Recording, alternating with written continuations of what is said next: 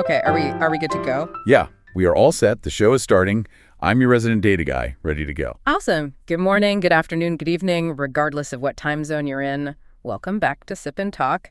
I'm Sunny, and sitting across from me is the person who can always basically dig the absolute truth out of the data. I'm Joe. I definitely try my best. Yep. And I am in a fantastic mood today, fully caffeinated, so let's do this. Yes. Cheers to that with the coffee. And to all our Sip and Talkers tuning in today, oh man, do we have a wild one for you? It is genuinely one of the most fascinating data anomalies I've seen in a while. Right. So, okay, a few days ago, the entire internet conversation in the tech scene was just about, whether Trump was going to slap massive tariffs on imported microchips. Which is standard macroeconomic speculation, right? Exactly. Right. But then, suddenly, this poll drops. And it's completely taken over my social media feeds. The hottest topic right now is a poll showing that 42% of Taiwanese people actually support the idea of directly joining the U.S. as the 51st state. Yeah, 42%. Yeah. That is not a fringe minority. That is a massive chunk of the population. It's crazy. When I first read it, I honestly thought it was a joke. It sounds exactly like one of those late-night scam ads, just join this one massive company and all your geopolitical debts will instantly disappear. Right, it sounds totally absurd on the surface, but if you actually dig into the numbers, it reflects a very realistic commercial logic. Really? How so? Well, think about it like a corporate merger. Everybody wants a piece of a good thing, and nobody wants to touch a bad thing, no matter how well it's marketed. That makes sense. Right. So right now, Taiwan looks at the U.S. like this highly erratic, very grumpy big brother who just happens to have incredibly deep pockets. They complain about him, but they need him. Exactly. They might complain endlessly about his tariff policies or how transactional he is. But when the floodwaters of geopolitical tension start rising, the U.S. is literally the only guaranteed unsinkable aircraft carrier in the harbor. Wow. Okay, so our mission today on Sip and Talk is to really look at this whole 51st state phenomenon, but do it through an American data-driven lens. We need to unpack the actual math behind this. Yes. We want to bypass the internet memes and understand the deep geopolitical anxieties, the economic math, and honestly, the profound identity crises driving that 42% number. And to really understand why a foreign populace would even entertain the idea of merging with the U.S., we have to look at the target of that merger. We have to look at us. Right. The United States. Yeah, we have to ask why the U.S. is acting so transactional and inward-looking right now. Because that attitude is exactly what's driving all this global anxiety. Okay, let's get into the domestic reality. I know you brought the latest macroeconomic data. I did. I've got the reports right here. So the absolute core of American isolationism right now is domestic economic pain. Like supply chain stuff? Exactly. Yeah. We have these ongoing severe blockades in the Strait of Hormuz. Right, which is just completely messing up shipping. Messing it up and making it incredibly expensive. And that freight cost gets passed directly to the American consumer, which drives up U.S. inflation. If you look at the April CPI report. The Consumer Price Index. Right. It didn't just stay high. Inflation unexpectedly accelerated. We just hit the largest single-month increase since 2023. Oh, wow. And I mean, you feel that. That isn't just a spreadsheet problem. Gas prices alone have spiked, like 28% in just 2 months? Yep, bringing the national average to $4.50 a gallon. $4.50. I mean, when it costs you that much just to fill up your tank to drive to work, your worldview shrinks really fast. It does. And it brings up the most alarming data point we're tracking right now.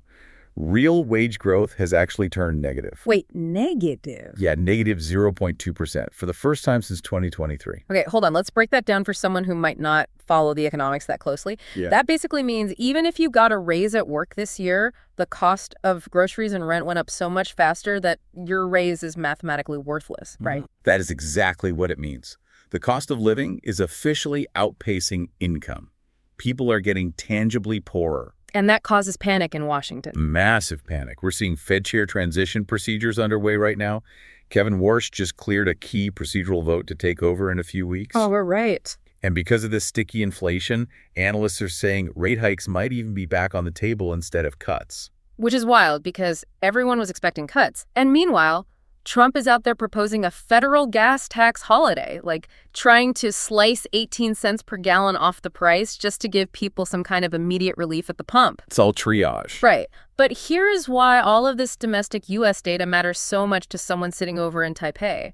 When the U.S. is hurting this badly internally, we stop wanting to be the world's policemen. The tolerance for foreign intervention drops to absolute zero. Exactly. Like, Trump has explicitly stated his priority with Iran is just preventing nuclear weapons.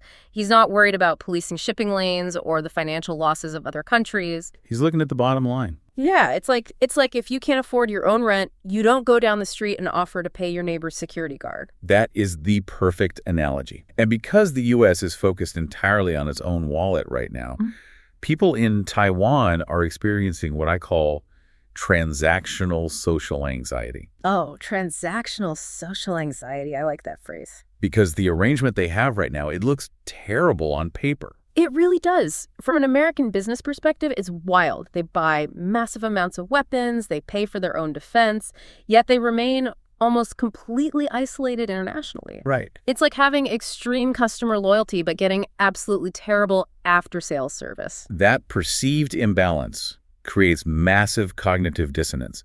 And if you look at the internet commentary driving this poll, it perfectly captures the frustration. Oh, I saw some of those comments. They are brutal. There's one specifically that went viral. It points out this glaring contradiction. The commenter said, "The elites who are skeptical of the U.S. all go to America to retire, so why don't we just become Americans?" Man, that just cuts right to the hypocrisy, doesn't it? It really does. It highlights this concept of offshore patriotism. Offshore patriotism. Tell me more about that. So you have these elites who publicly critique the U.S. They express skepticism about American reliability to score local political points. Right, but behind the scenes. Exactly. Behind the scenes, they keep their retirement funds in the U.S., they buy real estate in California, and they send their kids to American schools. They are totally insulated. If things go south, they just take a flight to L.A.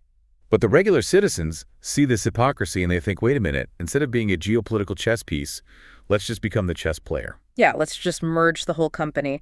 And that brings up another huge comment I saw online. Someone wrote, "Unless forced to, it's best to be your own country."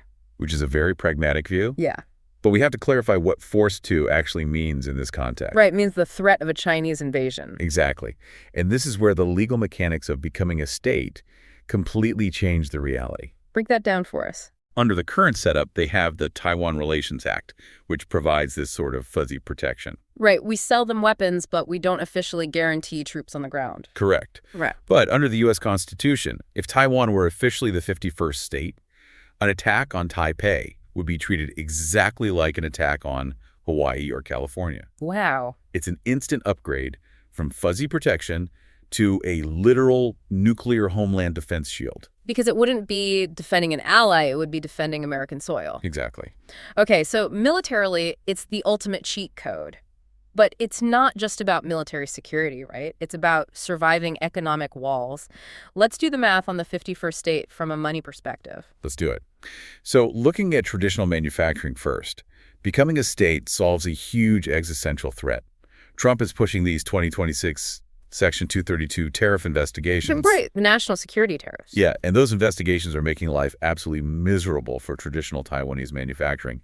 If those tariffs hit, they get priced out of the U.S. market. But if they became a state, that tariff wall just vanishes. Instantly. You don't pay tariffs to ship goods from Texas to New York. So everything manufactured in Taiwan would instantly become made in the USA. It grants them completely unrestricted market access. Which points to this glaring inequality in their economy right now. Because right now, Taiwan is basically a household with only one golden goose. Semiconductors. Exactly. All the resources, all the talent, all the political energy goes straight into tech, which leaves the traditional manufacturing workers feeling incredibly frustrated. And if you look at the tech data right now, you can see exactly why the semiconductor industry is getting all the attention. We are in the middle of a massive AI boom. Oh, it's everywhere. The valuations are staggering. Just look at the AI startup Anthropic. They're reportedly raising $3 billion at a $900 billion valuation. $900 billion. That's insane. And Cerebras is planning an IPO at a $4.8 billion valuation to try and rival NVIDIA. Meanwhile, Intel is showing this massive resilience in its foundry business and NVIDIA's upcoming earnings. The entire global market is focused on them. Because everyone needs the hardware. Which brings up, honestly, my favorite part of this whole 51st state thought experiment, the CHIP EPS Act loophole. Oh, this is fascinating. Walk us through it. Okay, so right now, people in Taiwan are super worried about TSMC, their biggest chip maker, being hollowed out by the U.S. because we keep pressuring them to build factories in Arizona, right? To secure our own supply chain. Exactly. But if Taiwan is the U.S., then building a multi-billion-dollar fab in Taiwan is building it in America. It completely flips the narrative. It does. They wouldn't have to move the supply chain across the ocean. They could legally tap right into the massive federal subsidies of the CHIP EPS Act. Without having to navigate any foreign entity restrictions. Right. So economically and militarily, it sounds like a flawless cheat code. It sounds perfect on a spreadsheet.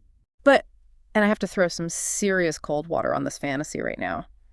If this actually happened, Taiwanese citizens would absolutely hate it within a month. Oh, the culture shock would be unimaginable. It would be terrible. I mean, imagine losing your cheap universal healthcare system and suddenly having to deal with the American private insurance market. The deductibles alone would cause a revolt. Right. And then imagine introducing legalized firearms into a society that basically has zero gun violence. And on top of all of that, suddenly having to pay exorbitant federal income taxes to the IRS. Yeah, people tend to forget about the IRS in these thought experiments. They really do. And I completely agree with you. It shows that people only want the strong power protection and the market access. Yeah. They do not want the high crime rates or the broken healthcare system. So this 32% poll, it's less about a genuine desire for the American way of life and more of a desperate protest against their current geopolitical vulnerability. A protest. Yeah, sociologists call it retaliatory identification. Retaliatory identification. Okay, I like that. It's like saying, if you're going to treat us like a pawn, we're just going to identify as part of the superpower. Exactly. It's a defense mechanism. Yeah. And this brings us to this fascinating sociological concept of fluid identity. Oh, yeah. Because Taiwan has probably the most complex self-introduction in the world. They really do. Asking a Taiwanese person who they are is literally like asking someone to pick a character class in an RPG. Like a role-playing game. Exactly. Yeah. And the answer changes depending on the area you ask them about. Taiwan is like a multi-layered cake of history. Break down the layers for us. So at the base, you have the Aboriginal roots. Then you layer on the Qing Dynasty history, which brought mainland agricultural structures. Right. Then you have 50 years of Japanese colonial rule, which brought deep infrastructural modernization. Then the KMT era post-World War II, which brought martial law and a strict nationalist identity. And then finally, the modern democratic era with new immigrants. Right. So identity there has always been negotiated under intense pressure. It's fluid. So when you view it through that lens, wanting to become a U.S. state isn't giving up a fixed identity. It's just another adaptation strategy. Precisely. To summarize the grand conclusion of all this data, whether we're talking about Trump jokingly suggesting we should buy Greenland or teasing about taking over Canada or this 42% poll in Taiwan. It's all connected. It is. These discussions hide a very cruel reality. In an era of profound uncertainty, people are being forced to make extreme trade-offs between dignity and survival. Wow. That's heavy, but so true. I mean, I genuinely cannot imagine folks over there waking up to eat an iced soy milk paired with a Big Mac. It just doesn't fit. It really doesn't. But this whole 51st state debate, it really does reveal the deepest collective anxieties of our time. By the way, consider yourself warned. If you ever try to arbitrarily annex me into your personal 51st state, you had better pay my rent first. No way. Yeah. I am flat out refusing that deal. You're on your own for rent. Hey. Yeah. It was worth a try. But seriously, here is a provocative question to leave you with today. If Taiwanese citizens were actually standing in front of a real physical button that said, maintain status quo or become a U.S. state, would that 42% actually press it and change history? Or would they pull their hand back?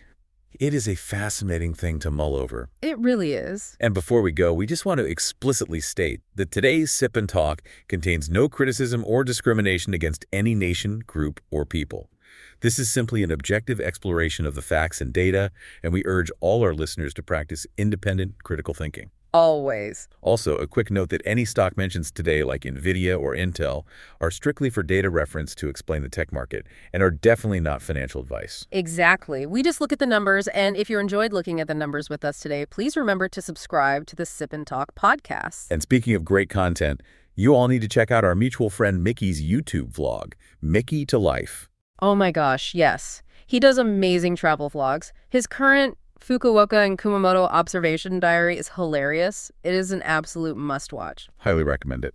Well, that's it for the data today. Stay rational, stay curious. We'll see you next time. Bye, guys. Catch you later.